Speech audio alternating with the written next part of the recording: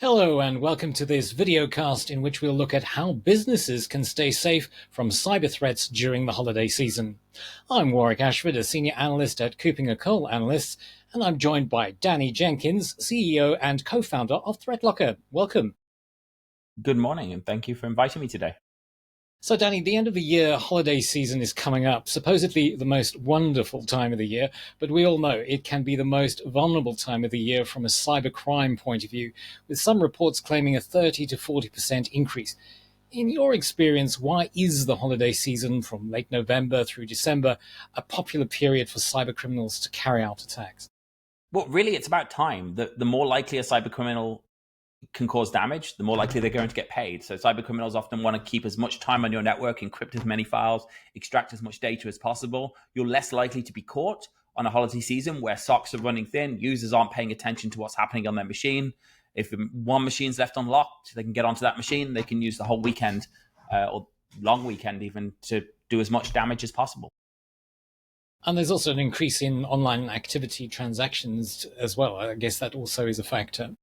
Yeah, absolutely. So people are traveling more, people are at the office more, they're more likely to click on things. There's people are online more, they're more likely to get gift cards or be fooled into, oh, you've been sent a Christmas gift card or you've been sent this. And that's another reason they can gain access to those accounts.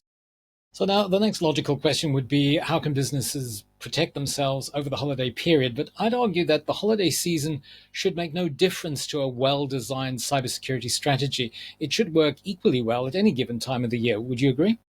No, absolutely. So if you're doing everything right, the holiday period isn't going to make much difference. And there are a few extra things you can do, advising people to shut down their machines when they go home for the weekend. It might seem small, but it means it's less likely to happen. Of course, no one's bulletproof when it comes to security, but having the best technologies in place and then putting an extra few steps in place means that if the technology fails, if someone missed something, then it's less likely to be effective. Great, thanks. So if we agree that the time of the year should make no difference to the level of cybersecurity resilience, I think resilience is the key word there, which should be an essential part of doing business at any time of the year. What, in your view, are the key areas that businesses should focus on to reduce the likelihood of a successful cyber attack?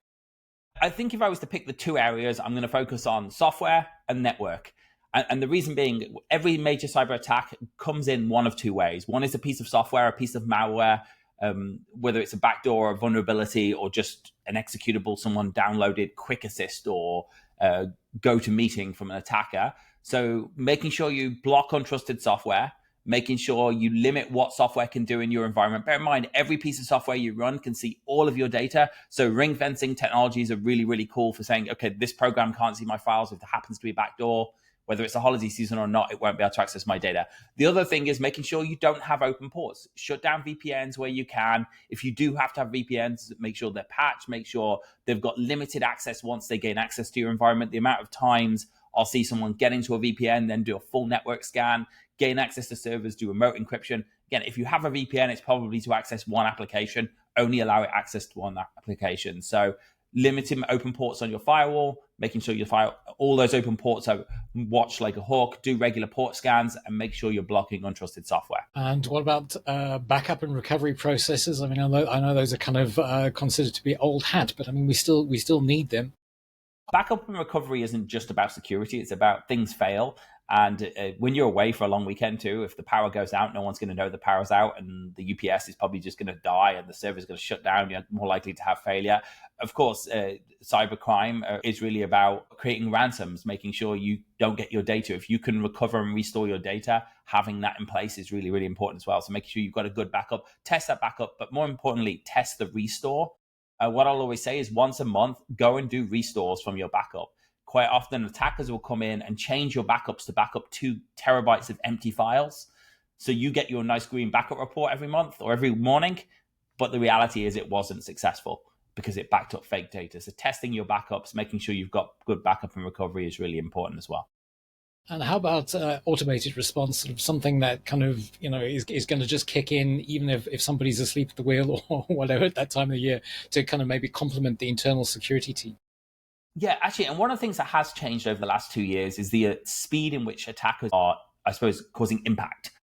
So an impact could be that they're encrypting your files, or it could be that they're stealing your data. If we go back 3 years ago, attackers would come into your network, or even a year ago, and they'd look around, they'd do a scan, they'd do an IP scan, they'd enumerate privileges, maybe they'd create some admin accounts in the background. All of these are opportunities for your SOC or your MDR service to actually respond. So you see an admin account created, you'll respond. You'll see a privilege emulation, the SOC can respond. I saw an attack probably 2 months ago now, 7 minutes from the moment they gained access to when they're exfilling data. So one of the things that we'll often suggest is creating automated response to tighten up security. So one of the policies I always recommend is, in the event an indicator of compromise is triggered, you can't shut down a server automatically, because the reality is 90% of indicators of compromise are false alerts, but maybe block all admin tools. So if you go into my computer here and I went into PowerShell and tried to enumerate privileges, I'll see PowerShell immediately close. I'll see command prompt close. I'll see registry editor close. I won't be able to open any of those apps within milliseconds. That will happen. Now, what this does is this means the SOC team now gets more time, because you've just basically, as an attacker, had your hands tied behind your back. Quite often attackers will quit at that point. So if you can do that, if you're talking about servers, automating shutting down of browsers as well, so no one can exfil data, shutting down of tools like Microsoft Terminal Services Client. At the end of the day, if it's a false positive, as long as users aren't upset, it's not going to impact the business. But if it's an IT guy doing something, creating an admin account, enumerating privilege, they probably should have created a ticket and put a maintenance period in anyway. And if they didn't, hard luck, they're going to get delayed by 10 minutes. Sounds good. So now any organization that's aiming to reduce its attack surface to an absolute minimum should consider getting an outside cyber health check to identify security gaps the internal security teams may have missed. Would you agree? Absolutely. People often ask me, should I have multiple EDRs, or should I buy this level of detection if I've got this? And I would say, look, the answer is always going to be, if you can get more security, you're better off. But it isn't really a case of should I have multiple EDRs or an antivirus and an EDR, or a detection and response on the network and the client. The question should be, would I be better off spending my money elsewhere? And quite often, I would always say, once you've put in basic controls, once you think you're secure, once you've got untrusted software is blocked, once you've got an EDR in place, once you've automated your tools, have it tested.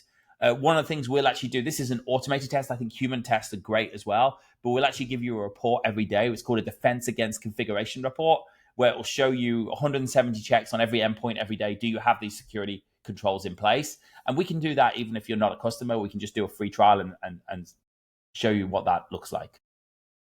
So in the UK, for example, there's the National Cybersecurity Centre, NCSC, that offers a kind of check your cybersecurity service, which is a free government tool for UK organisations to run simple external checks on common vulnerabilities. But in terms of sourcing other health checks, I mean, what would your kind of guidelines there be?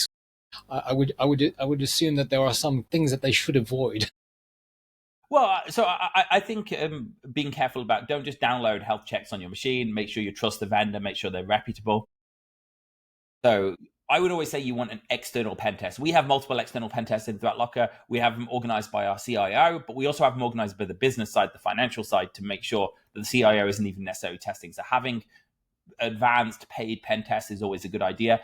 Unfortunately, it costs money. It could be $5,000, $10,000. It's not, or pounds. It's not necessarily cheap, but even free health reports, we'll do free health reports. We'll show you what software. There are good cybersecurity vendors out there and say, this is what you're running, this is what your risks are, and just have a look at them and see if you can get rid of them.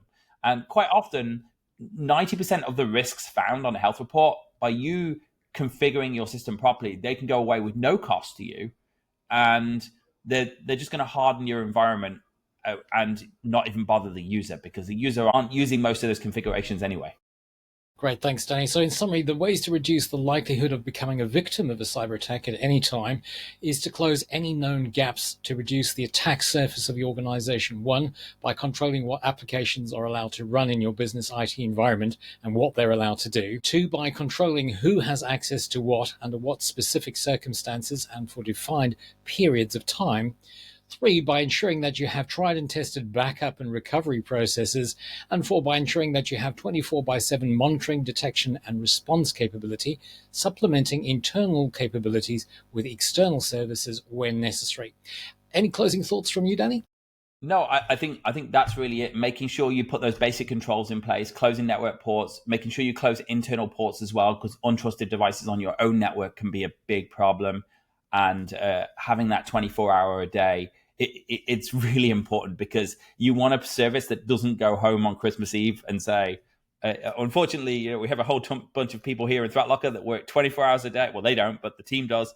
And they get to work on the Christmas shift. It sucks, but for them, but it means that someone's watching your systems when you're at home enjoying your holidays. Thanks, Danny, for joining us and sharing your insights into the key ways businesses can reduce their attack surface throughout the year and not just during the holidays.